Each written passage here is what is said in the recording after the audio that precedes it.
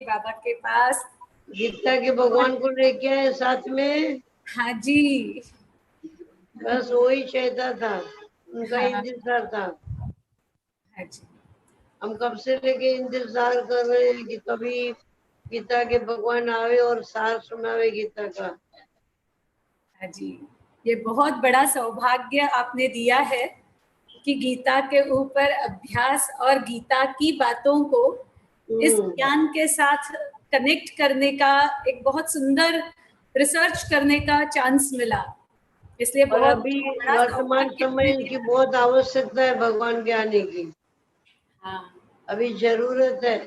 हाँ जी, अभी 11 बजे आपका बहुत बहुत बहुत ही स्वागत है, स्वागत है, स्वागत है। बहुत बहुत थैंक यू। सभी बहुत सारे भाई बहन आज रविवार होने के कारण गीता के भगवान को देखना चाहते हैं और आपका प्रवचन सुनना चाहते हैं। जी जी दीदी। अब रेडी? हाँ जी, भले स्टार्ट करो। ओके दीदी, थैंक यू वेरी मच। परम पिता शिव परमात्मा, गीता ज्ञान दाता, ब्रह्मा कुमारी संस्था के फाउंडर फादर प्रजापिता ब्रह्मा, इनकी पावन यादों के साथ और आदरणीय राजयोगिनी ब्रह्मा कुमारी गोदावरी दीदी जी के शुभ प्रेरणाओं के साथ आज यह सुंदर अवसर हम ले रहे हैं इस जूम वेबिनार पर, जिसका टाइटल है आओ चले परिवर्तन की ओर। इस जूम वेबिनार के श्रृंखला में आज मुझे टॉपिक मिला है गीता के ज्ञान द्वारा प्रभु की पहचान। आज कोरोना काल जो चल रहा है और जो एक्सटेंड होते जा रहा है, वो काल में सभी डिफिकल्ट महसूस कर रहे हैं। उस डिफिकल्टी में दीदी जी आपकी इन प्रेरणाओं से जो प्रवचन श्रृंखला चली है, इससे बहुतों को बहुत लाभ हो रहा है और जिससे हिम्मत जुट रही है, मनोबल बढ़ रहा है और सभी इस काल को सकारात्मक रीति से शक्तिशाली होकर बहुत अच्छी तरह से सामना दे रहे हैं। तो आज गीता की बात, गीता की बात जब भी मानवता के लिए उठाई जाती है तो उसका उद्देश्य स्पष्ट होता है और वो इस शांति पाठ में स्पष्ट होता है। सर्वे भवन्तु सुखिनः, सर्वे सन्तु निरामयाः, सर्वे भद्राणि पश्यन्तु मा कश्चित् दुःख भाग भवेत्। अर्थात ही सभी सुखी हो, सभी सुखी हो, सभी के पास निरामय रोग मुक्त जीवन हो, सभी सुख के घटनाओं का लाभ ले और कभी भी किसी को भी दुख का अनुभव न होवे। इन्हीं शुभ प्रेरणाओं के साथ, इन्हीं शुभ भावनाओं के साथ आज इस प्रवचन को हम शुरू करेंगे। देखो, गीता की बात जब आती है तो घर घर में वैसे तो गीता का पुस्तक जरूर होता है, परंतु पढ़ा कितना जाता है, अच्छा सुना कितना जाता है और साथ साथ उसका अध्ययन या उसका ग्रहण कितना किया जाता है, ये बात थोड़ी सवाल उठाने जैसी है। तो आज हम देखेंगे कि गीता की बात जब आती है तो गीता को इतना महत्व क्यों मिला है। जब गीता की बात आती है ना, तो एक सभी किताबों में गीता का पुस्तक विशेष होने का कारण बताया जाता है और वो है Gita is God's own speech.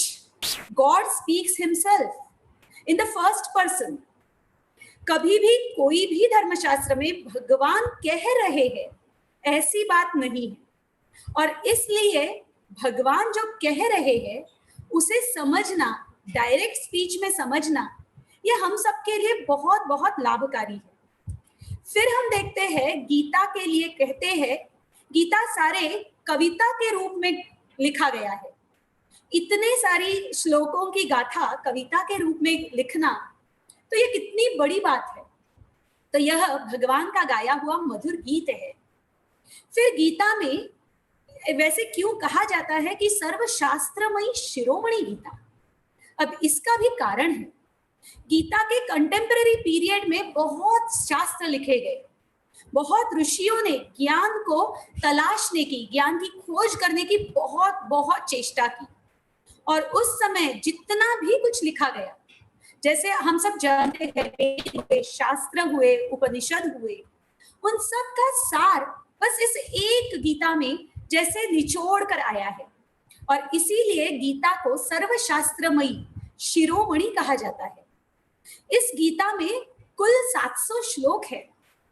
उन 700 श्लोकों को 18 अध्यायों में, माना 18 चैप्टर्स में विभाजित किया गया है।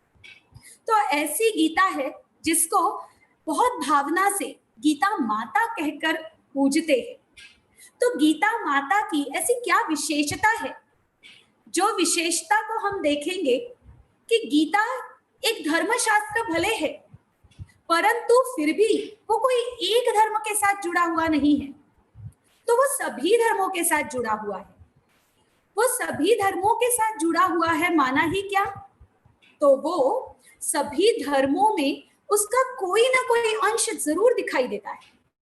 अब हम देखेंगे कि जैसे गीता की पार्श्वभूमि बताते हैं कि महाभारत का भयंकर विशाल युद्ध, तो वैसे ही क्रिश्चियनिटी में, बाइबल में होली वॉर की बात आती है, जहां पर फरिश्तों का और शैतानों का युद्ध दिखाया है। फिर हम देखते हैं इस्लाम में एक बहुत अलग प्रकार से जिहाद का उदाहरण है, और जिहाद में ऐसे बताया जाता है यह अच्छाई और बुराई का युद्ध है। तो फिर यहाँ गीता के द्वारा जैसे हिंसात्मक बातें कहीं ना कहीं दिखाई जा रही है, तो वैसे ही कुछ एक धर्मों ने गीता से कुछ अर्जन किया जो ज्ञान से जुड़ा हुआ था, और वो था जैन धर्म। जैन धर्मियों ने जीतेंद्रिय होने की बात उठाई है, और जीतेंद्रिय की बात अर्जुन को भगवान ने भी बताई कि हमारे मन को भटकाने वाला कौन? तो हमारी सारी इंद्रियां। और इन इंद्रियों को विजय पाकर हम सचमुच अपने आप को स्थिर बुद्धि बना सकते हैं। फिर वैसे ही गौतम बुद्ध द्वारा जो धम्मपद बना, उसमें कर्मयोग की बात है, और कर्मयोग के साथ साथ अहिंसा की बात है। तो यहाँ पर हम देखते हैं कि गीता हर धर्म के साथ जुड़ी हुई है। वैसे ही गीता के 6वें अध्याय में अर्जुन को अपने मन को मित्र बनाने की कला सिखाई गई है। तो मन को मित्र बनाने की बात हमारे पास सिख धर्म में, जो सिख धर्म के स्थापक है गुरु नानक देव जी, उन्होंने इस मित्र बनाने की बात को उठाया है। तो देखिए ना, गीता हर शास्त्र, हर धर्म, हर मनुष्य की माता समान है, और इसलिए वो हर एक से जुड़ी हुई है। जैसे बच्चा माँ से जुड़ता है या माँ से वह जन्म लेता है, तो माँ से कोई ना कोई बात जरूर उसमें आती है। तो वैसे ही गीता में गीता में जो बातें हैं वो हर धर्म में कोई ना कोई रूप से जरूर छलकती है। अब हम आगे देखते हैं कि गीता, श्रीमद् भगवत गीता एक निरंतर पथ प्रदर्शक है। दुनिया में जितनी भी महान आत्माएं हुई है ना, उन्होंने वो महान बनने तक जो अध्ययन, जो अभ्यास किया, या जो बहुत सुंदर साधना की, उस साधना में कई संघर्ष देखे, और उन संघर्षों में उन्हें अगर कोई ने दिशा दी है तो वो है गीता। हम उदाहरण के तौर पर ले सकते हैं, उसमें स्वामी विवेकानंद जी है, रविंद्रनाथ टैगोर जी है, उसमें और अपने पितामह, राष्ट्रपिता हमारे महात्मा गांधी जी भी है, और साथ साथ आइंस्टाइन जो बहुत बड़े शास्त्रज्ञ होकर गए, वो भी है। तो देखो, हर एक ने कोई ना कोई आधार से गीता से कुछ ना कुछ अपने जीवन प्रति उठाया है और अपने पथ को प्रशस्त किया है। और हम सब तो जानते ही है इन महानुभावों के कारण समाज का कितना उत्थान हुआ है। तो ऐसी गीता में और एक विशेष बात है, वो भले धर्मशास्त्र है, परंतु गीता में कहीं भी यह शब्द नहीं आता कि हिंदू, और इसलिए यह एक धर्म तक सीमित शास्त्र नहीं है, ये सबके लिए है, ये अखिल मानव जाति के लिए है। इस गीता के पुस्तक में संघर्ष दिखाया है। मानवता दानवता पर कैसे विजयी होती है वो सुंदर धर्मशास्त्र बताया है। उसी के साथ साथ कर्म कैसे स्थिर बुद्धि होकर संघर्ष होते हुए भी करना है और संघर्ष को पार करके विजयी होना है, ये भी सिखाया है। इसलिए यह संघर्ष का भी शास्त्र है। फिर हम देखते हैं गीता में कोई भी धार्मिक बात नहीं है। मेरा भाव ऐसे है कि धर्म में बहुत सारी रिचुअल्स है, माना बहुत सारे कर्मकांड की बातें हैं। ये करो, यज्ञ करो, दान करो, पूजा करो, व्रत करो, या फिर दर्शन करो, नाम जाप करो, माला फेरो, ऐसी कोई भी बात गीता में नहीं आती। गीता कंप्लीटली स्पिरिचुअल है। अब स्पिरिचुअल माना ही क्या? जो हमारे मन बुद्धि से जुड़ा हुआ है। हम दिल से प्रेम से कोई बात को समझकर याद करते हैं तो दैट इज स्पिरिचुअल। यहाँ पर एक कहानी मुझे याद आती है। हम एक सुंदर पुराणों के व्यक्तित्व को जानते हैं, वो है नारद मुनि, मुनि श्रेष्ठ नारद मुनि, जो बहुत बड़े पौरोहित्य करने वाले थे। और साथ साथ हम उनको भी जानते हैं जो राम भक्त श्री हनुमान जी। अब ये दोनों में एक कहानी घटी है। नारद मुनि जो धर्म की बहुत सारी रिचुअल्स में चलने वाले, और हनुमान जी जिनके हृदय में ही भगवान बसते थे। एक बार भगवान से नारद मुनि की मुलाकात हुई। भगवान जी बड़े व्यस्त थे, कोई कागज पर लिस्ट देख रहे थे। तो नारद मुनि ने पूछा, हे प्रिय भगवान, आप क्या कर रहे हो? तो भगवान ने कहा, मैं वो लिस्ट देख रहा हूं, उन भक्तों के नाम है इस लिस्ट में जो मुझे प्रेम से याद करते हैं। अब नारद मुनि ने कहा कि मेरा नाम कहाँ है? आप और हम सभी जानते हैं नारद मुनि किसके लिए फेमस है? बस नारायण नारायण, कि सदा ही उनके मुख में एक ही शब्द, एक ही नाम है, नारायण। तो इतनी भगवान को याद करने वाले, तो उन्होंने पूछा मेरा नाम कहाँ है? तो भगवान जी ने बड़े प्यार से कहा, आपका नाम तो फर्स्ट पोजीशन में है। तो नारद जी बड़े प्रसन्न हो गए। और उसके बाद नारद जी का पृथ्वी पर आना हुआ। जब पृथ्वी लोक में आए तो एक पेड़ पर उन्होंने हनुमान जी को देखा, और हनुमान जी बड़े ध्यान मग्न अवस्था में भगवान को याद कर रहे थे। और तभी नारद मुनि ने नारायण नारायण करते उनकी तपस्या को भंग किया और बोला, बड़े भक्त बनते हो, आपका तो भगवान की लिस्ट में नाम ही नहीं है, मेरा ही नाम है पहले नंबर पर। तो हनुमान जी तो चुप रहे और उन्होंने शांत रहकर उनको सुना। फिर उसके बाद दूसरे दिन नारद मुनि और हनुमान जी दोनों भी भगवान से मिले, और तब भगवान वापस एक लिस्ट देख रहे थे। अब नारद मुनि ने पूछा, भगवान आज आप कौन सी लिस्ट देख रहे हो? तो भगवान ने बड़े प्रेम से कहा, आज मैं उन भक्तों की लिस्ट देख रहा हूं जिनको मैं याद करता हूं। तब नारद मुनि ने बड़े चाव से पूछा कि आज मेरा नाम कहाँ है और किसका नाम प्रथम श्रेणी में है? तब भगवान ने बड़े प्रेम से कहा, इस लिस्ट में हनुमान का नाम पहले नंबर पर है। अब ये कहानी वैसे तो कहानी है जो नारद मुनि का अहंकार तोड़ने वाली थी, परंतु यहाँ पर भगवान की हम सब से अपेक्षा समझ में आती है कि भगवान हमसे धर्म कांड की अपेक्षा नहीं रखते, परंतु सच्चे विशुद्ध भाव से, प्रेम से भगवान को हम याद करें, बस इतनी ही अपेक्षा रखते हैं। तो ऐसे भगवान की ये बातें जो धर्म की जुड़ी कर्मकांड वाली बातें से हटकर है, तो यह गीता जैसे एवरग्रीन गाइडेंस है, हर उम्र के लोगों के लिए आवश्यक, हर पीढ़ी के लिए आवश्यक, अजरामर यह गाथा है जो हमें गाइड करती रहती है। इस गीता में मनुष्य के मन की स्थिति का समाधान है, हर मनुष्य के लिए, साथ साथ उसके पारिवारिक समस्याओं का समाधान है, साथ साथ उसकी सामाजिक स्थितियों का समाधान है, राष्ट्रीय स्थितियों का भी समाधान गीता में मिलता है, तो वैश्विक स्थिति का भी समाधान मिलता है। तो ऐसे समाधान वाली गीता एक समाधान शास्त्र भी हो जाता है। अब हम देखते हैं गांधी जी की बात है।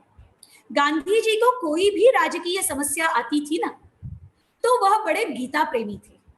वह गीता की पुस्तक सहजता से उठाते थे और कोई भी पन्ना खोलते थे, और उस पन्ने को पढ़कर उनको ऐसे अनुभव होता था कि उनके समस्या का समाधान हो गया, उनकी उनकी उलझन को सुलझन मिल गई। तो देखो, गीता हर प्रकार से इंसान को सही मार्ग दिखाती है। फिर हम देखते हैं गीता की एक अद्भुत कहानी है, बहुत रहस्यमय उत्पत्ति है। वैसे तो हम कहते हैं कि गीता के पहले एक युद्ध की तैयारी हुई और गीता के बाद युद्ध शुरू हुआ, परंतु गीता असल में कैसे उत्पन्न हुई? तो कहा जाता है गीता को लिखने वाले या गीता को कहने वाले थे महर्षि वेदव्यास जी। और द्वापर युग में महर्षि वेदव्यास जी ने इस गीता की जब उत्पत्ति की, तब एक बहुत अद्भुत सी घटना हुई। वेदव्यास जी रोज हिमालय में तपस्या करने जाते थे और उस तपस्या में उनको बहुत सुंदर अनुभव होता था भगवान का। अब जब अनुभव होता था तो वो रमण होके घंटों बैठते थे, परंतु यकायक एक दिन ऐसे होने लगा कि उनको कुछ दृश्य दिखने में आए। जैसे नहीं आज हम टीवी पर कोई दृश्य देखते हैं, बस वैसे ही कोई युद्ध हो रहा है, कोई कुछ बहुत सुंदर बातें सुना रहा है, ज्ञान है जिसमें, कोई युद्ध के साथ साथ बहुत पाशरी या बहुत आसुरी प्रवृत्तियां हैं, या कहीं स्वर्ग की भी बातें हैं।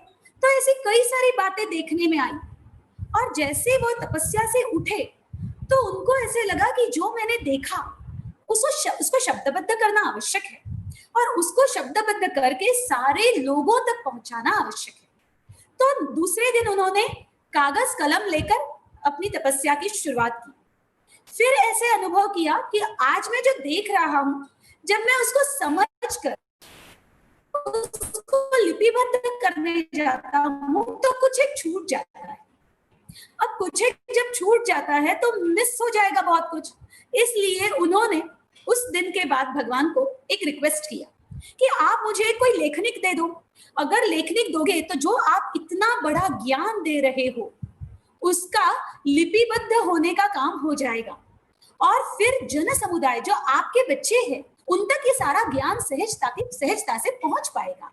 तो उनको किसकी भेंट मिली भगवान से? विद्या की देवता गणेश जी। गणेश जी साक्षात आ गए और उन्होंने लिखने का काम, वो जिम्मेदारी ले ली। अब जब ये जिम्मेदारी उन पर आ गई तो उन्होंने एक शर्त रखी कि आप इतना फास्ट बताना, क्योंकि मैं बहुत फास्ट लिखता हूं, अगर आप स्लो हो गए तो मैं तो चला जाऊंगा। तब महर्षि वेदव्यास जी ने एक युक्ति रची। उन्होंने कहा कि मैं जो जो बताऊंगा उसको आप अनुभव करो, समझो और समझने के बाद ही लिखना, आप सिर्फ मत लिखना। तो ये जब बात उन्होंने सुनी समझी तो फिर दोनों का स्पीड मैच हो गई और फिर हम सब के लिए गीता उपस्थित हो गई। देखो, इस संसार के लिए एक बहुत बड़ा वरदान बन गया गीता। और यह गीता इतनी इफेक्टिव है क्योंकि वह गीता हमें प्रैक्टिकल में करना क्या है और वो भी सटल वे में करना क्या है, अपने मन में करना क्या है, सोच कैसे बदलना है, ये बातें सिखाती है। इसलिए महर्षि वेदव्यास जी को यह आभास हुआ कि आने वाले समय में जब इंसान बहुत तमो प्रधान हो जाएगा, भटक जाएगा, परमात्मा से बहुत दूर हो जाएगा, भूल जाएगा, तब उसकी जो वृत्तियां बन जाएगी क्रूर या बहुत दुख वाली, उस अवस्था से मनुष्य को अगर कोई समाधान देगा तो वो ये ज्ञान होगा। और इसीलिए आज हम सब उन व्यास मुनि के भी ऋणी हैं कि ऐसी गीता हमारे लिए उन्होंने जन्म दिया। और अब हम देखेंगे कि गीता के महिमा में एक श्लोक सुनाते हैं। वो श्लोक है, थोड़ा सा संस्कृत श्लोक पढ़ती हूँ, क्योंकि हमें वो फील आ जाए कि गीता सच में क्या है। तो गीता से गुजरने का एक बहुत सुंदर अनुभव हम करेंगे। यह श्लोक कहता है, मूकम करोति वाचालम पंगुम लंघयते गिरिम यत्कृपा तम हम वंदे परमानंद माधवम। देखो, इस श्लोक का भावार्थ है कि गीता ऐसा शास्त्र है, ऐसा ज्ञान है जिसको पढ़ेंगे, ग्रहण करेंगे तो कोई कमजोर इंसान भी शक्तिशाली हो जाएगा। उदाहरण दिया है कि कोई गूंगा बोलने लग पड़ेगा या फिर कोई लंगड़ा बहुत सुंदर रीति से चलने लग पड़ेगा या फिर पर्वत को भी क्रॉस कर पाएगा। तो इतना बड़ा ज्ञान, इतनी शक्ति देने वाला ज्ञान यह गीता में समाया है।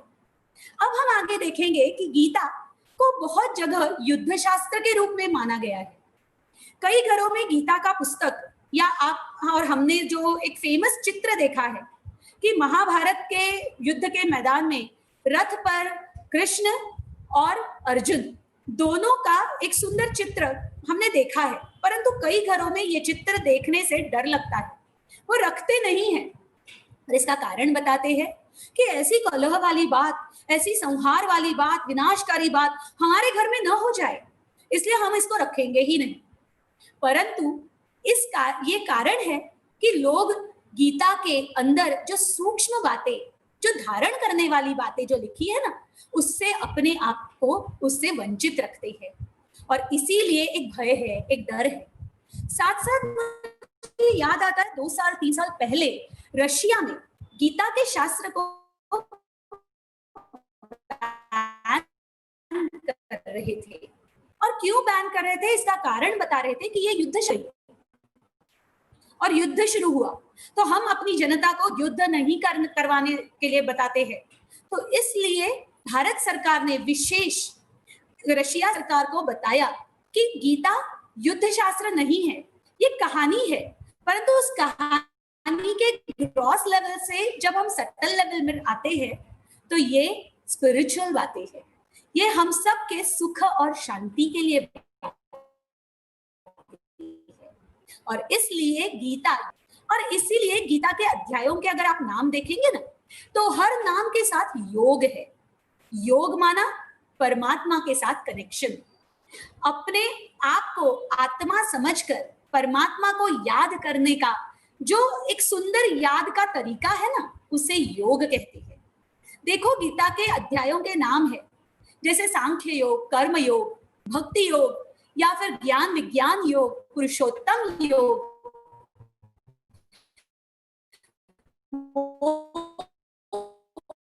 संन्यास योग। तो ये शास्त्र नहीं है। अब हम देखेंगे कि अगर ये युद्ध शास्त्र नहीं है और इसमें बहुत गुह्य राज वाली कई सारी हमारे लिए बातें हैं, तो फिर उन बातों को ग्रहण कैसे करें। तो अब हम देखेंगे कि गीता को श्रवण करने वाले कौन कौन थे। वैसे स्थूल रूप में हम सब जानते हैं वो थे अर्जुन, कृष्ण के सामने ही रथ पर ही विराजमान थे। और फिर हम देखते हैं कि दूर हस्तिनापुर में बैठे थे धृतराष्ट्र राजमहल में, और धृतराष्ट्र अंधे होने के बावजूद उनके पास संजय थे जो ऑनलाइन वीडियोस देख रहे थे और सुन रहे थे गीता को, और डायरेक्ट स्पीच में धृतराष्ट्र महाराज को बता रहे थे। तो धृतराष्ट्र भी, संजय भी, और साथ साथ उसी रथ पर, अर्जुन के रथ पर ध्वजा के साथ बैठे थे श्री हनुमान, तो वो भी सुन रहे थे। इस युद्ध क्षेत्र में और एक हस्ती, एक शख्सियत थी जो विशेष मानी जाती है, और वो थे भीष्म पितामह। भीष्म पितामह यह ज्ञान का महत्व जानते थे, वह सुनना भी चाहते थे, परंतु वो सुन नहीं पाए।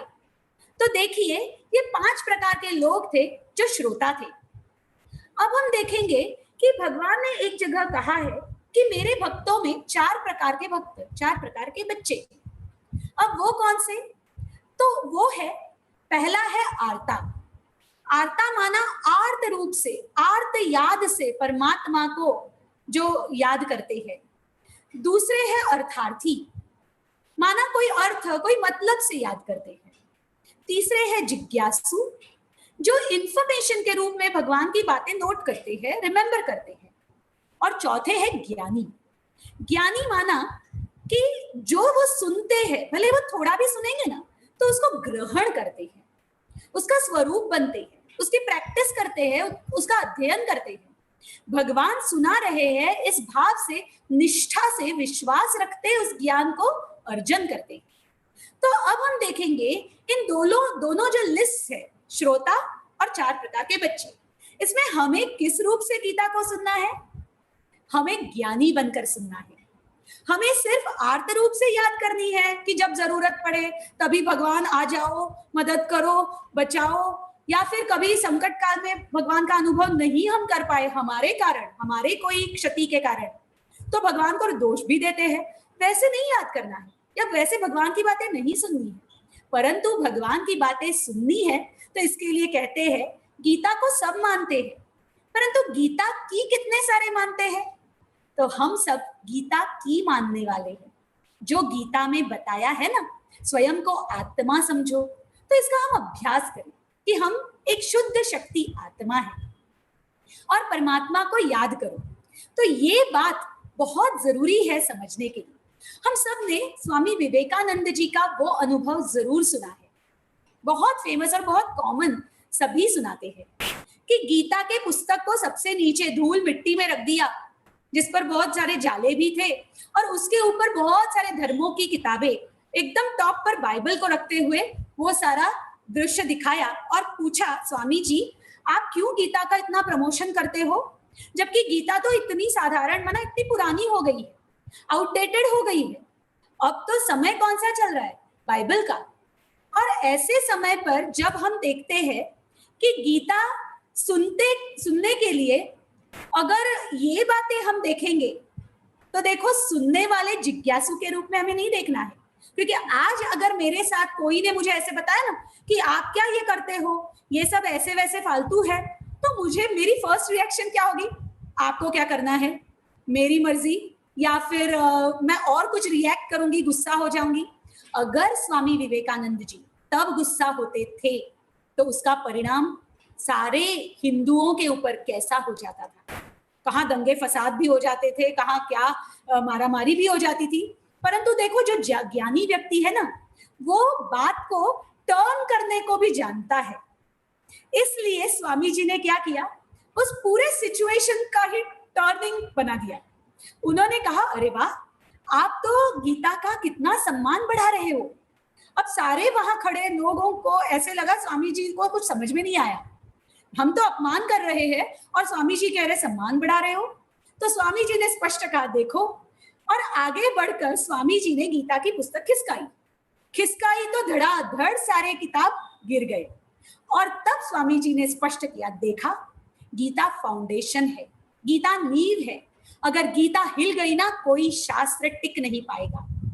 तो ऐसे जो ज्ञानी होता है ना, वो अपनी बुद्धि को स्थिर रखना जानता है, वो कोई भी सिचुएशन के प्रभाव में आकर कोई बात नहीं करता। और ऐसी ही बात मुझे याद आती है जो प्रजापिता ब्रह्मा के सुंदर जीवनी में हमने पढ़ी है। प्रजापिता ब्रह्मा जो ज्ञानी आत्मा परमात्मा के सत ज्ञान को अपने जीवन में उतारा, अपने जीवन को एक उदाहरण मूर्त बनाया।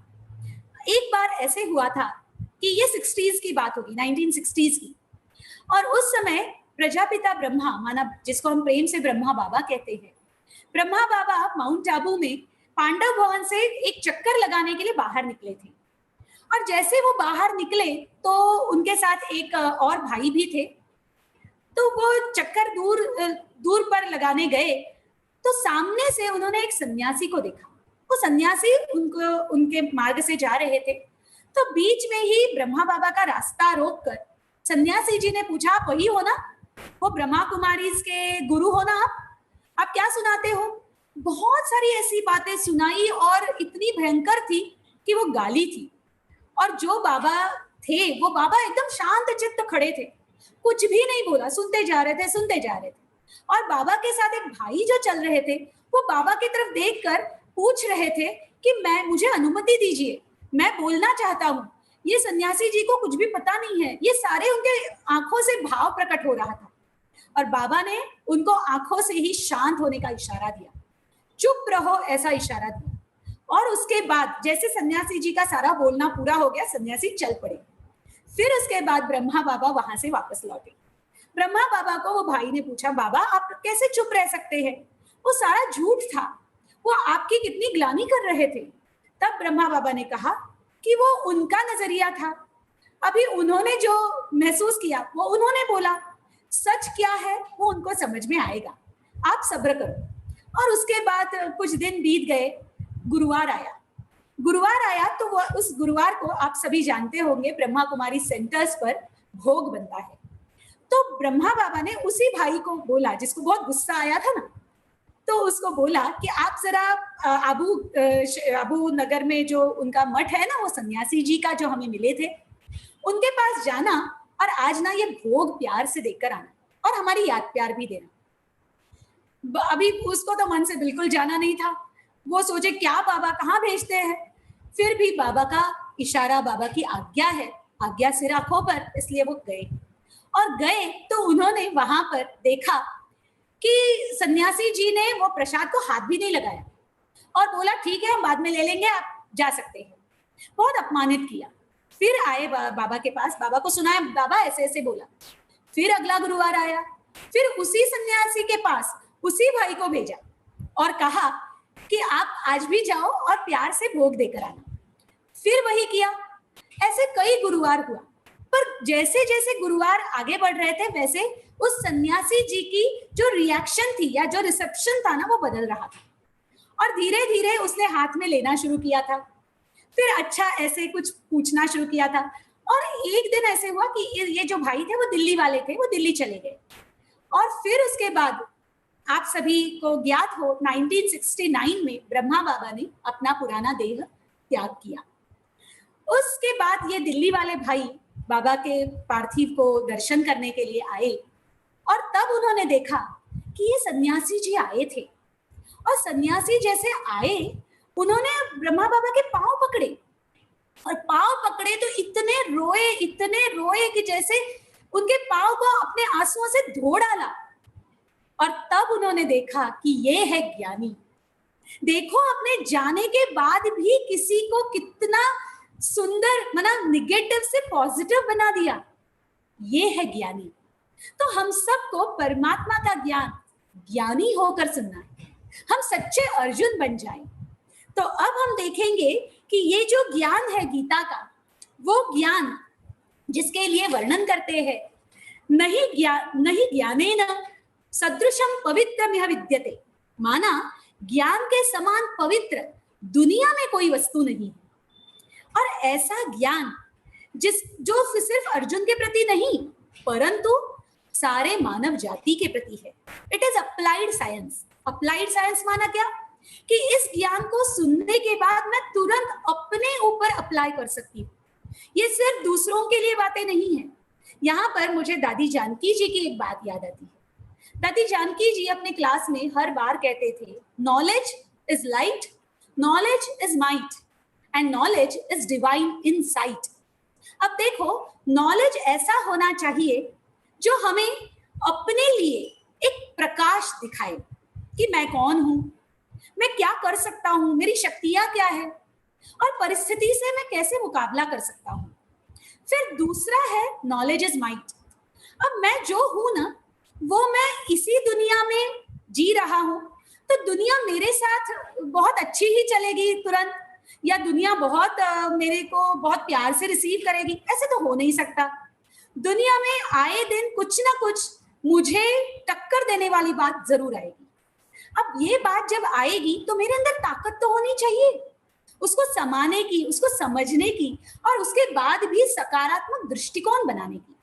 तो नॉलेज हमें माइट भी देती है, माना शक्ति भी देती है। और उसके बाद है वो है डिवाइन इंसाइट। डिवाइन इंसाइट माना वो नॉलेज जो मुझे मेरे भीतर परिवर्तन करने की प्रेरणा देता है। सिर्फ मुझे आईना नहीं दिखाता कि तू ऐसी है, तू ऐसी है, परंतु जैसे भी परिस्थिति है उस परिस्थिति को पार करने के लिए जो शक्तियां चाहिए वो तेरे अंदर है और वही डिविनिटी है। और वो डिविनिटी तू जब अप्लाई करेगी तब तेरे अंदर वो डिवाइन इंसाइट आएगी। तो देखो, नॉलेज हर प्रकार से उपयुक्त है। अब हम देखेंगे गीता ज्ञान की बात। गीता ज्ञान का जब भी जिक्र होता है तो हमारे सामने ऑटोमेटिक एक सीन सामने आता है और वो सीन है युद्ध क्षेत्र, जो बहुत बड़ा युद्ध क्षेत्र है, विशाल कुरुक्षेत्र जिसे कहते हैं। उस कुरुक्षेत्र पर दो तरफ दो सेनाएं हैं और वो भी कितनी अक्षौहिणी। कौरवों के पास 11 अक्षौहिणी सेना और पांडवों के पास 7 अक्षौहिणी सेना। माना इतना बड़ा नंबर कि उसके कितने जीरोस वो भी मैं नहीं अभी बता सकती हूँ, इतने ज्यादा। तो इतनी विशाल सेनाएं उस मैदान में खड़ी है और बीचों बीच अर्जुन अपना रथ लेकर आया है और उस रथ में सारथी के रूप में कृष्ण है। अब देखो, उस सारथी के रूप में जो कृष्ण है ना, उसमें हम देखते हैं कि जैसे गेम अभी शुरू ही होने वाला है, लड़ाई बस अभी घंटी बजेगी और लड़ाई शुरू हो जाएगी, परंतु यकायक अर्जुन ने वो गेम के बीच में टाइम प्लीज मांगा। आप सोचो, बचपन में हम कितने बार ऐसे करते थे कि मैं आउट होने को आती हूँ ना, तब मैं 10 टाइम प्लीज, मुझे भी टाइम चाहिए, मैं निकल जाती थी वहां से कि मैं ना आउट हो जाऊं। अर्जुन ने बराबर ऐसी ही बात की कि बीच युद्ध के एकदम जैसे बिगुल बज रहा है और बीच में ही टाइम प्लीज मांगा। और वो टाइम प्लीज क्यों मांगा? क्योंकि उसकी अवस्था, मनोदशा बहुत व्यथित हो गई थी, बहुत सारी दुविधाओं से वो भर गया था कि वो पाप करने जा रहा है, ऐसा कैसे होगा, फिर संसार का क्या होगा, कई सारे प्रश्न फट फट फट फट उसके मन में उमड़ रहे थे। और ऐसे टाइम पर देखो, भगवान जो हम सब के रक्षक, उन्होंने उन दोनों सेनाओं को फटाक से पॉज मोड पर डाल दिया। पॉसिबल है ना? यही तो कहानी है कि आज कोरोना काल में जब इंसान बहुत भाग रहा था ना, बहुत ज्यादा अपने उद्देश्य को लेकर, अपने प्राप्तियों को, महत्वाकांक्षाओं को पूरा करने के लिए, तो उस भागने वाले इंसान को ना पॉज जरूरी था। भगवान ने पॉज डाल दिया, सबको ठप कर दिया। अब इसमें अर्जुन कौन बन सकता है और बाकी सारे पॉज मोड पर कौन रह सकते हैं, वो हमारा डिसीजन होगा। तो हमें सबको इस सीन को सामने लाना है। अब इस सीन में परमात्मा ने जो वंडरफुल काउंसलिंग दिया है, एक बहुत बढ़िया काउंसलिंग, परामर्श, सिर्फ उपदेश नहीं। उपदेश में ये बताया जाता कि ये करो ये करो ये करो, नहीं, भगवान ने ज्ञान दिया कि ये ऐसे है, आप ऐसे हो, आप में ये शक्तियां हैं, वो शक्तियों को आप जानते नहीं हो, जागृत करो। ये सारी बातें बताकर फिर कहा अब डिसाइड करो कि आपको क्या करना है। तो भगवान ने परामर्श दिया, बोध माना उपदेश नहीं दिया, डिक्टेट नहीं किया। तो ये बहुत वंडरफुल पर्सनलाइज काउंसलिंग है। और ये काउंसलिंग जो है ना, वो काउंसलिंग 3 स्टेप्स में। जैसे पहली स्टेप है कि वो काउंसलिंग में स्वयं की बातें आती, सेल्फ माना ही स्वयं या मैं, कि आत्मा कौन है, क्योंकि बाहर से अलग परंतु भीतर से मैं एक आत्मा। दूसरी स्टेप है वो है सुप्रीम, भगवान कौन है, परमात्मा कौन है। और तीसरा स्टेप है वो है नेचर क्या है, माना प्रकृति क्या है, सृष्टि पर चलने वाला विश्व नाट्य क्या है। तो ये सारी 3 स्टेप्स में सारी गीता सुनाई गई है।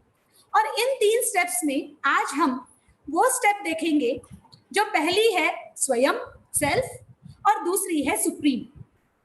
क्योंकि जब तक मैं खुद को नहीं जानू ना, तब तक मैं खुदा को नहीं जान सकती हूँ। तो खुदा की पहचान लेने के लिए, प्रभु की पहचान लेने के लिए ये पहली सीढ़ी है।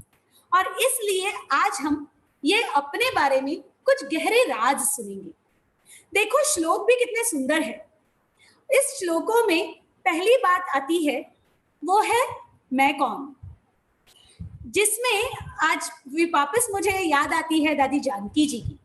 दादी जानकी जी हमें हर क्लास में ये 2 पहेलियां बताती थी कि इन 2 पहेलियों को अच्छी तरह से घोट घोट कर सुलझाओ और पक्का करो। वो है मैं कौन और मेरा कौन। अब मैं कौन माना ही आज तक हमने कहां कहां कितनी जगह बायोडाटा दिया होगा। मैं ये हूं, मेरा नाम ऐसे ऐसे है, या फिर मैं इस कुल की हूं, या मैं ऐसे दिखती हूं, या फिर मैं इस घर से हूं, मैं इस गांव से हूं, या मैं इस क्षेत्र में एक्सपर्ट हूं, या मेरा ये प्रोफेशन है। ये सारी बातें उसमें जरूर हम डालते थे, परंतु आज हम उस ग्रॉस लेवल से ना उस सूक्ष्म भीतर की अवस्था पर जाएंगे।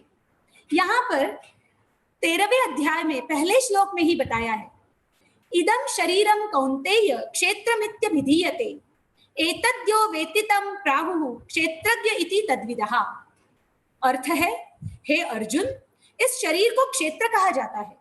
इस क्षेत्र को जो जानता है उसे क्षेत्रज्ञ कहते हैं। जो इन दोनों को जानता है और इन दोनों में डिस्टिंक्शन भी जानता है, वो आत्मज्ञानी कहा जाता है। तो यह भाव हमें स्पष्ट करता है कि ये शरीर या जीवन ये हमारा क्षेत्र है। और आप अगर जानते होंगे तो हम सिर्फ इसी क्षेत्र तक मर्यादित नहीं है। हम कितनों पर प्रभाव डालते हैं, कितने लोग हमारी सुनते हैं, हमारे कारण प्रेरणा लेते हैं, तो उन सब तक हमारा प्रभाव जाता है और वो प्रभाव माना ही हमारा क्षेत्र। मुझे याद है गौतम बुद्ध, महात्मा गौतम बुद्ध के लिए कहते हैं कि उनका ऑरा माना उनका प्रभाव क्षेत्र 2 किलोमीटर तक जाता था। तो ऐसे महान हस्तियों का प्रभाव बहुत दूर दूर तक जाता है। तो वैसे ही हम जितना अपना अभ्यास करेंगे उतना हम प्रभावशाली व्यक्तित्व हो सकते हैं। फिर आगे दूसरे अध्याय में गीता में कहा है कि नित्य, अविनाशी, अप्रमेय माना इमेजरेबल यह आत्मा है कि उसका कितना प्रभाव जाता है कोई नहीं बता सकता, पर उसका यह शरीर जो है ना वह विनाशी है। और इसलिए हे अर्जुन, तो विनाशी शरीर के साथ युद्ध कर रहा है, तो यह कोई अविनाशी है ही नहीं जिसको तू मार रहा है। अब यहाँ पर भाव समझना बहुत जरूरी है कि सिर्फ भगवान मारने के लिए कह सकते हैं। जो सबके पिता है वो कभी भी किसी को मारने का संदेश दे सकते हैं? बिल्कुल नहीं।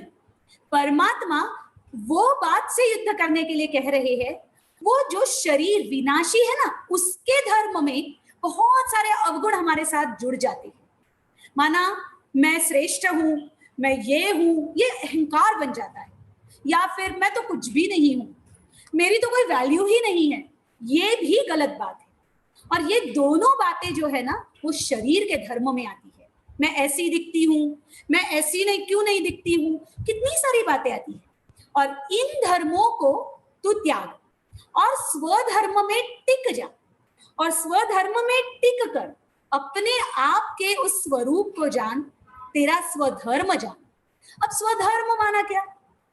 आप सबने सुना होगा कि कोई भी व्यक्ति शरीर छोड़ते हैं ना, उनका मृत्यु हो जाता है, तो फटाफट आजकल व्हाट्सएप में ना मैसेजेस में आता है rip rip rip, RIP, meaning the soul may rest in piece.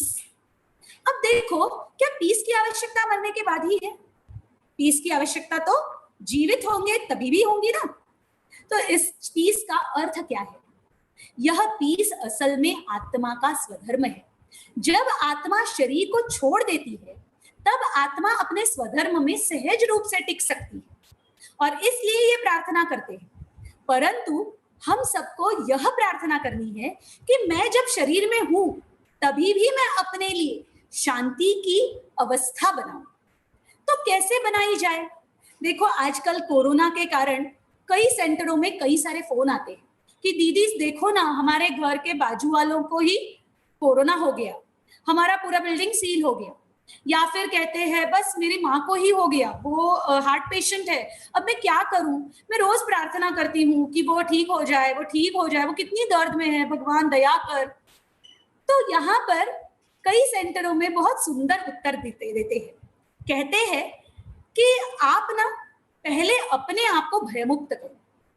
Corona कुछ भी नहीं, कोरोना जैसे आया है बीमारी है, बीमारी थोड़े दिन के बाद चली जाएगी। परंतु इस बीमारी के साथ आप अगर भय को जोड़ दोगे तो भय कोई दवाइयों से ठीक होने वाली बीमारी नहीं है। इसलिए ये भय ना बहुत लंबा काम करेगा। कितने लोग तो हमने ऐसे भी देखे, कोरोना हो गया, ठीक हो गए और फिर कोरोना रिपीट हो गया। कारण भय नहीं गया। ये भय जो है ना वो परधर्म है, और उस परधर्म को हमें अपना धर्म नहीं बनाना है, वो दुखावह है। इसलिए दीदियां कहती है कि बस अपने आप को पहले स्थिर करो कि मैं आत्मा इस शरीर क्षेत्र की क्षेत्रज्ञ मालिक हूं। मैं जो सोचूंगी ना वैसे मैं बनूंगी। इंग्लिश में कहते हैं ना, as you think so shall you become. तो मैं जो सोचूंगी पहला प्रभाव मेरे शरीर पर आएगा कि मैं खुद शक्तिशाली हूं, मैं निर्भय हूं, मैं खुद पवित्र शुद्ध हूं। तो मैं अपने लिए जितना अच्छा सोचूंगी, मेरा शरीर मेरे से वो वाइब्रेशंस लेगा। और फिर मैं उस पेशेंट के लिए सोचूं कि वो भी तो एक आत्मा है। जैसे मेरे क्षेत्र का मैं क्षेत्रज्ञ आत्मा हूं, वैसे वो भी एक क्षेत्रज्ञ है, तो वो भी तो शक्तिशाली है। और वो शक्तिशाली है, ये उसे याद दिलाना पड़ेगा। तो प्रार्थना भगवान को मांगने वाली मत करो, उससे अच्छा प्रार्थना ऐसे करो खुद सशक्त हो जाओ और फिर शक्ति को ट्रांसमिट करो। और ये सच्ची प्रार्थना होगी जो उसे सशक्त और स्वावलंबी बनाएगा, आत्मनिर्भर बनाएगा। इसलिए हमें ये ज्ञान आत्मनिर्भर बनाता है। अब देखो, आत्मा के लिए गीता में और एक श्लोक है। वो श्लोक हमें ऐसे कहता है कि नैनम छिंदन्ति शस्त्राणि नैनम दहति पावकः न चैनम क्लेदयन्त्यापो न शोषयति मारुता। माना ही कि आत्मा शस्त्र से मारा नहीं जाता, आत्मा कोई अग्नि से दहन भी नहीं होता, जलता भी नहीं, आत्मा कोई भी पानी में डूब नहीं सकता और कोई भी वायु आत्मा को सुखा नहीं सकता। अब आत्मा के ऊपर कोई भी पांचों तत्वों में से कोई भी तत्व विनाशकारी काम नहीं कर सकते, तो हम कितनी बड़ी शक्ति है ये महसूस करना जरूरी है। ये सिर्फ श्लोक गाने के लिए नहीं है, ये श्लोक महसूस करने के लिए, एक्सपीरियंस करने के लिए है। तो आज से हम इस ज्ञान को अपने अंदर एक एफर्मेशन के रूप में लेंगे। मैं आत्मा शक्ति स्वरूप हूं, I am powerful soul, I am eternal soul.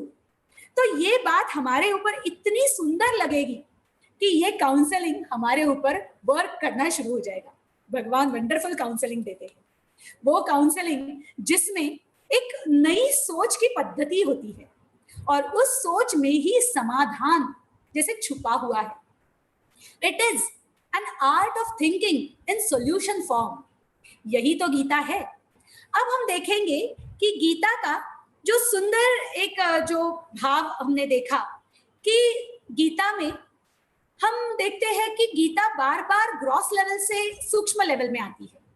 तो आज इंसान भी कहीं ना कहीं ग्रॉस लेवल से सूक्ष्म लेवल में जाना बहुत मुश्किल समझता है। एक कहानी, मजेदार कहानी यहाँ मुझे याद आती है, और वो कहानी एक तत्ववेत्ता की है कि कैसे शेर पर उसके वचनों का प्रभाव हुआ। एक तत्ववेत्ता अपने घर में अब जब ज्ञान की चर्चा कर रहे थे तो पत्नी को कहते हैं कि जरा दरवाजा बंद कर लेना, संध्या आने वाली है। अब वहां से एक शेर गुजर रहा था। जब शेर गुजर रहा था तो उसके कानों में भी ये शब्द पड़े कि संध्या आने वाली है, और ये बड़ा विद्वान उस संध्या से घबराता है तो दरवाजा बंद करने के लिए कह रहा है। तो उसने सोचा ये कौन है संध्या, तो उसने वहां ही थोड़ा उसके घर के पिछवाड़े एक स्थान लेकर वहां छुप कर बैठना सोचा, और वो बैठ गया।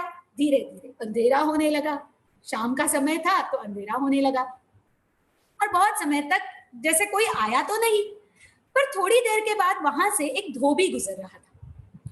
धोबी के हाथ में बहुत बड़ा गठरा था जिसमें कपड़े थे, और एक हाथ में लाठी थी। वो ढूंढ रहा था अपने गधे को। वो कहाँ गया गधा, मेरा गधा मैं कैसे जाऊंगा। तो उसको दूर से अंधेरे में कुछ हिलता हुआ दिखा, तो उसने सोचा मेरा गधा छुप के बैठा है। तो उसने लाठी ली और जमकर पिटाई की। किसकी? शेर की। अब शेर की जब पिटाई की तो शेर ने सोचा बराबर संध्या आ गई, संध्या यही है, बहुत शक्तिशाली है, पीटती है। और वो पिटाई खाता गया। थोड़ी देर के बाद बोला धोबी चल, अब जो कपड़ों की गठरी थी वो शेर के पीठ पर रखी और चलने लगा। शेर भी बेचारा मार खाकर उस धोबी के पीछे पीछे गठरी को लेके चलने लगा। थोड़ी दूरी पर एक और शेर को मिला। उस शेर ने बोला अरे तू कहाँ जा रहा है, ये तू क्या कर रहा है। तो शेर ने कहा हे बोलना नहीं, ये संध्या बड़ी शक्तिशाली है, उसके चंगुल में मैं फंस गया हूँ। ये संध्या मारती भी है और काम भी करवाती है। अब ये हो गई कहानी। अब आप देखो कि कहीं ना कहीं ऐसी मजेदार बात हमारे साथ भी हो रही है। हम भी छोटी छोटी बातों में ऐसे उलझ जाते हैं, क्या होगा, कल को मेरी जॉब चली गई क्या हो जाएगा, फिर मेरे घर के लोगों को किसी को कुछ बीमारी हो गई तो क्या हो जाएगा। कितने डर जाते हैं, और ऐसे डर में एक शेर का रूप कहाँ आ जाता है, गधे में। शेर का गधा बना देती है ये बात। तो ऐसी अज्ञान वाली बात, परधर्म वाली बात हमें अब छोड़ देनी है। अब हम देखेंगे कि यह गीता का जो दूसरा स्टेप है वो है परमात्मा की पहचान। सुप्रीम, जो सबसे ऊंचा, सबसे श्रेष्ठ है, उसके श्रेष्ठता को वर्णन करने के लिए या उसके कारण हमारा कितना लाभ होता है, ये वर्णन करने के लिए परमात्मा ने एक सुंदर श्लोक उच्चारण किया है। 9वें अध्याय में भगवान कहते हैं, अनन्याश्चिन्तयन्तो मां ये जनाः पर्युपासते तेषां नित्य वियुक्तानां योगक्षेमं वहाम्यहम्। देखो, इसका अर्थ है जो अनन्य भाव से मुझ परमात्मा स्वरूप का निरंतर चिंतन करते हैं, उनके योगक्षेम की सारी जिम्मेवारी मैं लेता हूं। उन्हें संपूर्ण सुरक्षा देकर उनकी सारी जरूरतों को मैं स्वयं पूरा करता हूं। देखो, ये पंक्तियां सुनकर कितना अच्छा लगता है कि भगवान मेरे लिए कितना करते हैं, मुझे सुरक्षा देने के लिए। वो जैसे अभी ऑन ड्यूटी है, कितने लोग कितना पुकार रहे होंगे, और ही इज ऑन ड्यूटी, सिर्फ हमें ऑनलाइन होना जरूरी है। तो ऐसे परमात्मा हमें कहते हैं कि मैं पूरा ध्यान रखूंगा, परंतु साथ साथ ना वो एक कंडीशन भी रखते हैं, और वो कंडीशन है कि आपको अनन्य भाव से मुझे याद करना पड़ेगा। अब अनन्य भाव से याद करने के लिए मुझे पूरा परिचय होना आवश्यक है। पूरा परिचय कैसे? तो वो क्या है, कैसे है? क्योंकि जब तक पूरा परिचय नहीं होगा ना, तब तक याद भी कंप्लीटली एकाग्रता से मैं नहीं कर सकती। इसलिए मुझे याद आता है एक श्लोक जिसमें भगवान अपने स्वरूप का स्पष्ट रूप बताते हैं, और वो स्पष्ट रूप है, उस श्लोक के शब्द है, ज्योतिषमपि तज्ज्योतिः तमसः परमुच्यते ज्ञानम ज्ञेयं ज्ञानगम्यम हृदि सर्वस्य विष्ठितम्। आप देखो, भगवान कहते हैं कि सर्व आत्म ज्योतियों में से परम श्रेष्ठ परम ज्योति परमात्मा है। वो सर्व के अज्ञान अंधकार को मिटाने वाला ज्ञानेश्वर है। परमात्मा ज्ञानेश्वर है, इसी कारण से ज्ञान मार्ग से ही परमात्मा को जान सकते हैं। वो सर्व योगियों के हृदय में स्थित है। यहाँ अंडरलाइंड बात है, वो है सर्व योगियों के हृदय में स्थित है। माना जो कनेक्ट होना चाहते हैं उनके हृदय में वो स्थित है। तो देखो, ऐसे परमात्मा, उनको अगर समझना है तो कुछ कसौटियों पर हमें समझना पड़ेगा। वो कसौटियां हैं कि परमात्मा सर्वज्ञ है, परमात्मा सर्वशक्तिवान है, परमात्मा सर्वोच्च है, परमात्मा सर्वोपरि है, और परमात्मा सर्वधर्म मान्य है। तो इसमें से कुछ कसौटियां हम समझ रहे हैं। अब हम देखेंगे कि परमात्मा आगे अपने परिचय में क्या कहते हैं। परमात्मा अपने धाम के बारे में, जो सर्वोच्च की बात है ना, वो अपने धाम के बारे में कहते हैं, परम ब्रह्म परम धाम पवित्रम परमम भवान पुरुषम शाश्वतम दिव्यम आदिदेवम अजम विभुम। अर्थात ही परमात्मा परम ज्योति स्वरूप है, परम धाम के निवासी है और परम पवित्र है। आपको शाश्वत स्व प्रकाश स्वरूप जन्म रहित कहते हैं। तो ऐसे परमात्मा इस परम धाम में रहते हैं। आप सब स्लाइड में चित्र को देख रहे हो, कितना सुंदर ज्योतियों का प्रकाश का धाम है। लाल सुनहरे प्रकाश का यह धाम हम सबका, आत्माओं का भी निवास स्थान है, क्योंकि जहां परमात्मा है वहां से ही तो हम सब आई है। तो ऐसे परम धाम के वो निवासी है। फिर आगे परमात्मा के परिचय में लिखा है कि 4थे अध्याय में 6ठे श्लोक में, मेरा जन्म इन आंखों से देखा नहीं जा सकता, मैं अजन्मा हूं, अव्यक्त हूं और शाश्वत हूं। देखो कितनी विरोधाभासी बातें हैं। एक ही श्लोक है, परंतु एक तरफ परमात्मा लिखते हैं मैं अजन्मा हूं, और दूसरी तरफ पहले ही वाक्य में लिखते हैं मेरा जन्म इन आंखों से देखा नहीं जा सकता। तो यहाँ पर ग्रॉस और सटल, स्थूल और सूक्ष्म वाली बातें स्पष्ट होती है कि परमात्मा आना माना परमात्मा का अवतरण होना है। परमात्मा परकाया प्रवेश करते हैं, और इसीलिए गीता में कई जगह अर्जुन को बारी बारी भगवान कहते हैं कि तू मुझे देख, तू मेरे सत्य स्वरूप में ज्ञान के आधार से देख। तो यहाँ स्पष्ट होता है कि वो कृष्ण नहीं, परंतु कृष्ण से भी परे वो एक सुंदर ज्योति है, जिसका वर्णन भी अर्जुन ने किया हुआ हम सबने सुना है कि वो हजारों सूर्यों से तेजो में है। वो ऐसी शक्ति है, सर्वशक्तिमान है। तो ऐसी सर्वशक्तिमान हस्ती जो है वो परमात्मा है। तो यहाँ पर हम देखते हैं कि परमात्मा अपनी पहचान देते हुए 9वें अध्याय में कहते हैं, हे अर्जुन, इस संपूर्ण जगत का धाता, माता, माता पिता, पितामह केवल मैं ही हूं और केवल मैं ही जानने योग्य हूं। ये बात बड़ी अंडरलाइन करने वाली है, केवल मैं ही जानने योग्य हूं। मैं ऋग्वेद, सामवेद, यजुर्वेद सभी वेद शास्त्रों का सार हूं। प्रभु, इसका भाव ऐसे ही है कि प्रभु सर्व संबंधों से हमारी पालना करने वाले हैं। अब आप देखो, आज संसार में सबसे ज्यादा डिस्टर्ब कराने वाली बात कौन सी है? और वो है रिश्ते। आज इंसान रिश्तों के कारण टूट रहा है। अपने सुख के लिए, आनंद के लिए, जीवन को जीने योग्य बनाने के लिए वो रिश्तों को बनाते तो जा रहा है, परंतु उन रिश्तों को निभाना नहीं आ रहा है और इसलिए अपेक्षाओं से वो रिश्तों को देख रहा है कि रिश्ता बनाता है क्यों? क्योंकि इससे मुझे कुछ चाहिए। आज माता पिता भी अपने बच्चों से अपेक्षा रखकर ही उनको ग्रो करते हैं। कितनी अलग बात है ना, माता पिता देने वाले, परंतु आज चित्र बदलते जा रहा है और ये चित्र जो बदल रहा है ना, यहाँ पर स्पष्ट दिखाई दे रहा है कि अपेक्षाएं जो बनती जा रही है और सामने वाला जो है ना, वो अपेक्षाओं को पूरी करने के लिए समर्थ नहीं है। और अगर वो अपेक्षाओं को पूरा करने के लिए समर्थ नहीं है तो फिर उसका परिणाम क्या मिलेगा? केवल दुख। कि क्यों रिश्तों में हम उलझे रहे, क्यों यहाँ अटके रहे, ये एक बेड़ी बन रही है। और इसलिए हमारे पास कई उदाहरण सेंटरों पर आते हैं कि क्या करें हम, हमारा बनता नहीं है। आज जितने रिश्ते बनते हैं ना, उससे ज्यादा रिश्ते टूटने के प्रकरण बनते हैं। तो हमें यहाँ पर इस श्लोक में एक सुंदर बात समझ में आती है कि हम क्यों ना परमात्मा को ही सर्व संबंधों से अपना माने। कुछ समय पहले ना हमारे पास एक फोन आया था एक माता का, जो खुद कोरोना पेशेंट बन गई और उसने फोन किया, दीदी मुझे कोरोना हो गया है, परंतु मुझे डर नहीं लग रहा है। मुझे अब ना सारी फैमिली ना छोड़ देगी, मैं एक हॉस्पिटल में चली जाऊंगी और वहां पर कोई नहीं आएगा, कोई को अलाउड ही नहीं है। ये बात जैसे हम सुन रहे थे ना, तब ऐसे लग रहा था कि कितनी विचित्र बात है। अरे रे बेचारी है, कोई नहीं मिलेगा, उसको वहां का खाना पड़ेगा, वहां की बातें सब, और वहां अलग अलग प्रकार के पेशेंट्स की बातें देखनी पड़ेगी। कितना डेंजरस है, कितनी डर जाएगी वो, उसके पास कोई नहीं होगा। परंतु वो माता तो अलग ही थी। वो कह रही थी, दीदी मुझे डर नहीं लग रहा है। क्यों? दीदी ने कहा कैसे? तो उसने बहुत प्यार से कहा, बाबा जो है मेरे साथ। अब ये बात जो है ना, वो बहुत शक्तिशाली बनाने वाली है।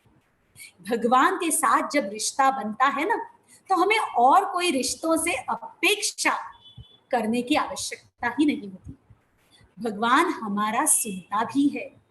हम जो भी कहते हैं ना, वो बड़े प्यार से पवित्र स्वरूप में अपने हमें देखते, वो वैसे के वैसे लेता है। नहीं तो आज हम कोई अपनी गलतियों के बारे में किसी को सुनाए ना, तो हमें डर लगता है ये किसी और को सुनाए तो। पर भगवान के साथ कभी बैठ कर देखना, भगवान को अपनी दिल की बातें सुनाना, आपको वो सॉल्यूशन बता देगा। वो इतनी शांति की अवस्था आपको दिलाएगा कि उसके बाद आप उस बात को भूल ही जाएंगे। तो ऐसा सुंदर अद्भुत नाता है भगवान के साथ, और वो नाता एक बार जुट गया ना, तो ये जो वाक्य है, केवल मैं ही हूं जानने योग्य, इसकी समझ मिल जाएगी। फिर हम जब रिश्तों में आएंगे ना, तो हमारा रोल क्या होगा? ऐसा देने वाला, ना कि लेने वाला। यही तो डिवाइन इंसाइट है। तो परमात्मा हमें कहते हैं, उनके परिचय में आगे चलकर कहते हैं कि आत्मा और प्रकृति, माना शरीर के अंदर ये जो क्षेत्रज्ञ है वो, और प्रकृति शरीर, 5 तत्व, ये 2 शक्तियों के ऊपर सारे प्राणियों का उद्गम होता है। मैं इस संपूर्ण जगत की उत्पत्ति तथा प्रलय का भी रूप हूं। अब यहाँ पर परमात्मा का भाव क्या है? तो आज हम देख रहे हैं कि परमात्मा माना सारी सृष्टि का बीज रूप, रचयिता, और वो रचयिता तमो प्रधान दुनिया, जो अशांति या फिर बहुत निराशा, दुख इससे भरी हुई है, उस दुनिया को समाप्त करके जो दुनिया लाना चाहता है, वो बहुत स्वर्णिम सुखी दुनिया है। उस दुनिया में इस दुनिया को बहुत अच्छी तरह से ट्रांसफॉर्म कर देगा। तो दोनों काम हो जाएंगे, एक तरफ से विनाश भी हो जाएगा, एक तरफ से स्थापना भी हो जाएगी। और इसीलिए प्रजापिता ब्रह्मा कुमारी ईश्वरीय विश्वविद्यालय के द्वारा एक सुंदर ज्ञान दिया जा रहा है। स्वयं परमात्मा प्रजापिता ब्रह्मा के तन से हमें राजयोग सिखा रहे हैं। ये उसी का संकेत है कि नई दुनिया को स्थापन करना है। तो परमात्मा आज हमको वही दृश्य दिखा रहे हैं, तमो प्रधान दुनिया का, जिसमें बहुत भयंकर युद्ध की बातें चल रही है, बहुत भयंकर प्राकृतिक आपदाएं हो रही है। हम सब ने अनुभव किया ना, अभी अभी क्या क्या हुआ, निसर्ग आया, फिर क्या अम्फान आया, क्या क्या भयंकर भयंकर बातें आ रही है। तो ये सारी बातें, मिसाइल युद्ध, गृह युद्ध, और साथ साथ हमारे पास आया है वो एक बहुत भयंकर महामारी के रूप में बीमारी। तो ये सारी बातें दर्शा रही है कि कहीं ना कहीं ये भी अंतिम समय का नजारा चल रहा है। तो यहाँ परमात्मा कहते, परमात्मा डरा नहीं रहे, परमात्मा तो ये सब बातें समझाकर सर्व शक्तियों का ज्ञान दे रहे। और वहां परमात्मा कहते कि अगर आप अपने आप में शक्तियों का अनुभव नहीं कर सकते हो ना, तो रिश्ता जोड़कर मेरे से शक्तियां लो। क्यों? क्योंकि परमात्मा सभी शक्तियां, सभी गुणों में भंडार है, सागर है। उनका जब भी वर्णन किया जाता है ना, तो वर्णन करने के लिए सागर का शब्द लेते हैं, या हिमालय पर्वत का शब्द लेते हैं, या सूर्य का शब्द लेते हैं। तो असल में परमात्मा सारे गुणों का सागर है, सर्व शक्तियों से सर्वशक्तिमान है। तो ऐसे परमात्मा का प्रभाव कितना जबरदस्त होगा। थर्मोडायनेमिक्स में, जैसे फिजिक्स का ये एक टॉपिक है थर्मोडायनेमिक्स, इसमें एक लॉ ऑफ एंट्रोपी बताती है। इसमें ऐसे है कि ऐसी शक्तिशाली चीज जो यहाँ होने से उसका प्रभाव, माना उसकी शक्तियां कईयों को मिल जाती है, तो वैसे ही परमात्मा इस संसार में जब अवतरित होंगे, इस संसार में आएंगे, तो सारी दुनिया शक्तिशाली हो जाएगी। और इसीलिए परमात्मा कहते हैं कि अब वो अगर विनाश भी कराएंगे तो भी हमारे कल्याण के लिए होगा। वो इष्ट आपत्ति होगी, वो कोई हमारे दुख के लिए नहीं होगा। सिर्फ हमें भान को चेंज करना है, क्षेत्र से क्षेत्रज्ञ के पास आना है कि मैं आत्मा मालिक हूं। फिर हम देखते हैं कि यहाँ पर एक श्लोक है, सर्वधर्मान परित्यज्य मामेकम शरणम व्रज। ये 18वें अध्याय में श्लोक बताया गया है। तो ये श्लोक बताता है कि सारे धर्मों को त्याग, सिर्फ मुझे एक को याद करो। अब सारे धर्मों को त्यागना माना ही तो पहले समझना पड़ेगा। इसलिए आज हमने ये दो बातें देखी कि कौन से गलत धर्मों में हम उलझ गए थे। अब हमें अपने धर्म में आना है जो भगवान ने बताया है, और इस धर्म के भान से हमें परमात्मा को याद करना है। अब हम गीता के वो फेमस श्लोक पर आते हैं जो हम सबको बहुत प्यारा, बहुत अच्छा लगता है। वो है यदा यदा ही धर्मस्य ग्लानिर्भवति भारत अभ्युत्थानम अधर्मस्य तदात्मानं सृजाम्यहम् परित्राणाय साधूनां विनाशाय च दुष्कृतां धर्म संस्थापनार्थाय संभवामि युगे युगे। अब इस श्लोक से परमात्मा का आने का समय भी स्पष्ट हो जाता है कि परमात्मा इस धरती पर कब आते हैं। परमात्मा स्पष्ट कहते हैं कि जब जब धर्म की ग्लानि, माना धर्म की अधोगति हो जाती। अब यहाँ कोई एक धर्म की नहीं कहेंगे, वैसे तो सारे धर्मों की अधोगति हम कह सकते हैं, क्योंकि आज युद्ध भी तो धर्मों के नाम पर हो रहे हैं। परंतु ये भाव भगवान का नहीं है। भगवान कह रहे हैं मानवता जिस श्रेष्ठ धर्म की धनी है, जिसको हम आत्मधर्म कहेंगे या स्वधर्म कहेंगे, उस धर्म की आज ग्लानि हो गई। हम भूल ही गए हम है कौन, तो हम उस धर्म पर चल भी नहीं पा रहे। हम धर्म का नाम लगाते हैं पर धर्म की मानते कहाँ हैं। तो धर्म की ग्लानि के समय में परमात्मा इस धरती पर आते हैं, और ये भी भारत में हो रहा है, क्योंकि भारत ही एकमात्र राष्ट्र है जो सारे धर्मों को अपना मानता है। यहाँ कोई एक धर्म नहीं, यहाँ मेजॉरिटी माइनॉरिटी कुछ भी हो, परंतु सभी अपने हैं, सभी उसी भगवान के बच्चे हैं। तो ऐसे धर्म, ऐसे भारत देश में जब धर्म की ग्लानि होती है ना, तब परमात्मा इसी भारत देश में आते हैं। और करते क्या है, तो पवित्र प्रकृति को निर्माण करते हैं। हम सबके अंदर वो ज्ञान का दीप जगाते हैं, जिससे हम सब शक्तिशाली बन जाए। और ये कार्य तभी होगा जब ये कलयुग का अंत हो रहा है, अति हो रहा है। तो हम कैसे कह सकते हैं कि बाकी युगों में परमात्मा आए, क्योंकि बाकी युगों में ऐसी भयंकर स्थिति नहीं हुई। हाँ, थोड़ी बहुत जरूर हुई, युद्ध हुई है, बहुत कुछ हुआ, परंतु जो आज हो रहा है ना, उसके तुलना में वो कुछ नहीं था। इसलिए ये अति के टाइम पर परमात्मा हमें स्पष्ट कह रहे हैं कि इस कलयुग के अंत में, इस कल्प के अंत में, इस कलयुग के अंत संगम युगे मैं आता हूं। और मैं आकर क्या करता हूं, तो सभी को ज्ञान देकर ज्ञानी बनाता हूं। और सभी हम भाग्यशाली है कि हम ज्ञानी बन रहे हैं, कि सर गीता ये शब्द या श्रीमद् भगवत गीता ये पुस्तक हमें पता है, इतना ही नहीं, परंतु गीता को हम जान सकते हैं, हम उसको अभ्यास कर सकते हैं, अनुभव कर सकते हैं, और गीता के साथ हम भी परमात्मा के बच्चे ज्ञानी बन सकते हैं, सच्चे अर्जुन बन सकते हैं। तो यहाँ पर और एक बात गीता की मुझे स्पष्ट याद आती है। जब मैं पढ़ रही थी तो बहुत सुंदर लग रहा था कि गीता का बाद वाला युद्ध होने से पूर्व जो कुरुक्षेत्र हरियाणा में मैदान है ना, या स्थान है, वो असल में स्थानेश्वर के नाम से जाना जाता है। और वहां पर एक शिव का मंदिर है, जिस मंदिर का गायन ऐसे करते हैं कि वो युद्ध शुरू होने से पहले कृष्ण और सारे पांडव उस मंदिर में जाकर दर्शन करते हैं, वहां आशीर्वाद लेते हैं और फिर युद्ध के लिए प्रस्थान करते हैं। तो इसका भावार्थ क्या है कि वो परमात्मा जो अर्जुन को भी ये ज्ञान देने वाला था या प्रेरणा देने वाला था, वो कोई भी देहधारी नहीं, परंतु वो स्वयं निराकार ज्योतिर्बिंदु शिव परमात्मा, जिसको हम शिव मानते हैं, जिसको सारे धर्म निराकार के रूप में माना, शरीर से अलग एक प्रकाश के आकार में, रोशनी या नूर के आकार में मानते हैं, वही परमात्मा यह गीता ज्ञान दाता है। और बहुत सुंदर शब्द हम सब के लिए अब जीवन पर्यंत चलेगा, वो हमारे पिता है, बाप है, और हम सब उनकी बहुत लाडली और बहुत भाग्यवान संतानें हैं। तो इन्हीं शब्दों के साथ आज यह प्रवचन हम पूरा करते हैं, परंतु इसका अभ्यास करना भी जरूरी है।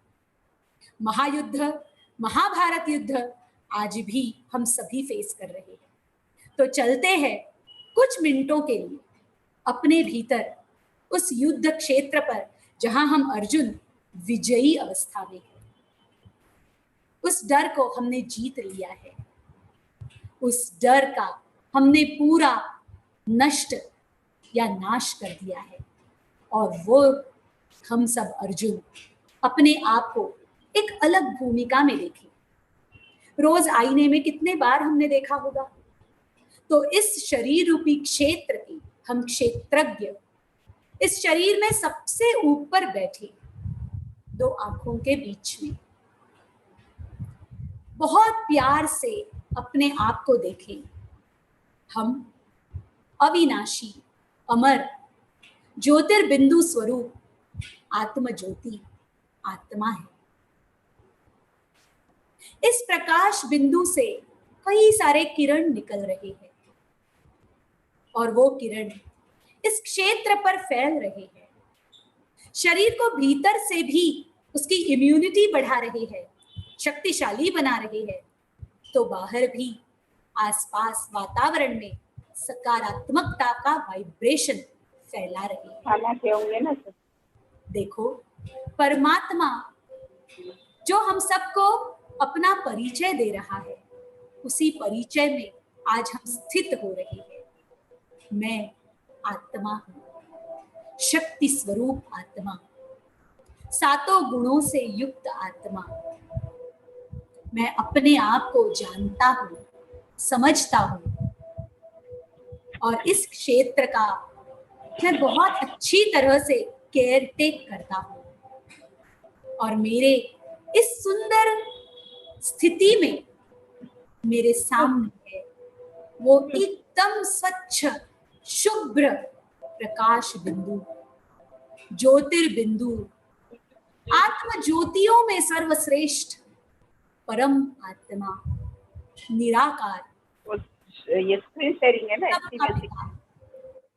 और हम सब इस पिता के अंदर इस सुंदर नाते में उनके द्वारा जो प्रकाश किरण ले रही हूं, उसकी छत्र छाया मेरे ऊपर है। मैं उस कवच में हूं, अत्यंत सुरक्षित, निश्चिंत, शक्तिशाली। मैं आत्मा हूं, निर्भय हूं। मैं आत्मा हूं, अवगुणों पर विजयी हूं। मैं आत्मा हूं, मैं शांत स्वरूप हूं। मैं ज्ञान स्वरूप हूं। मैं प्रेम स्वरूप हूं। मैं पवित्र हूं। मैं आनंद स्वरूप हूं। मैं आत्मा हूं। मैं आत्मा हूं, मालिक हूं, प्रभु पिता की मैं दिव्य संतान हूं।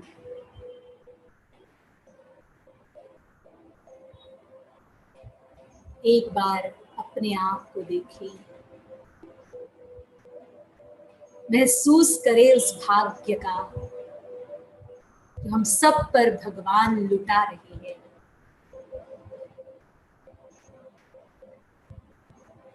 सारी दुविधाएं, सारी समस्याएं खत्म हो रही है और मैं पवित्र आत्मा, शुद्ध स्वरूप हूं, शांत स्वरूप, भगवान की छत्र छाया में हूं। सारा विश्व इस सुरक्षा कवच में है।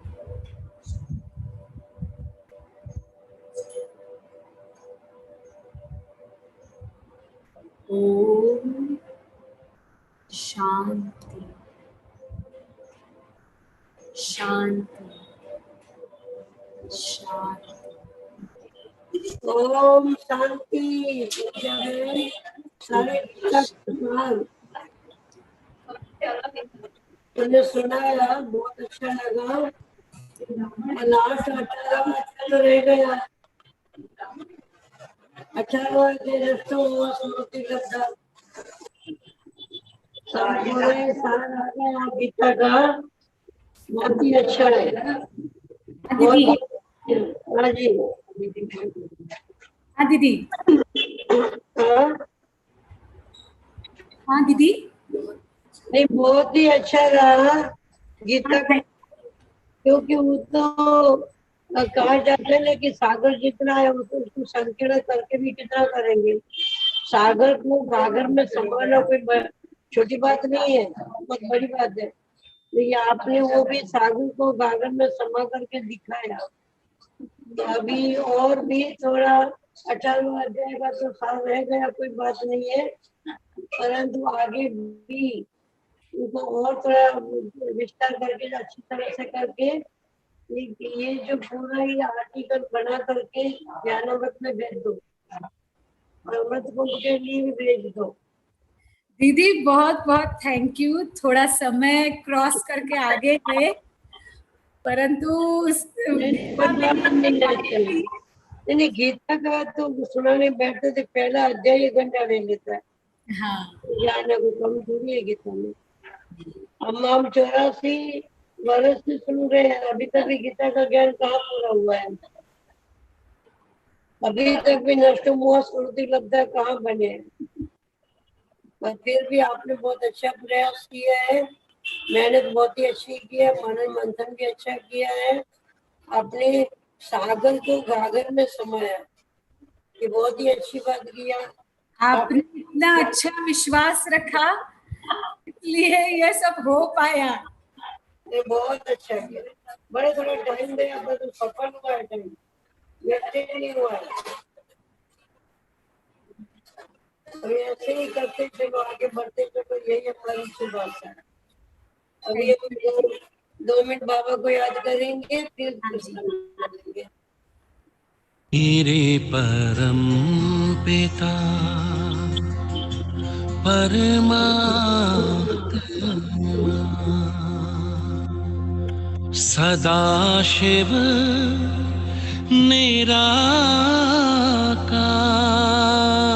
निराकार ओ आनंद के सागर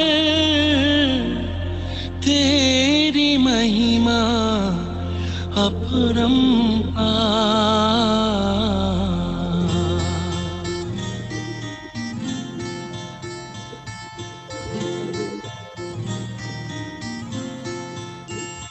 मेरे परम पिता परमात्मा मेरे परम पिता परमात्मा सदाशिव निराकार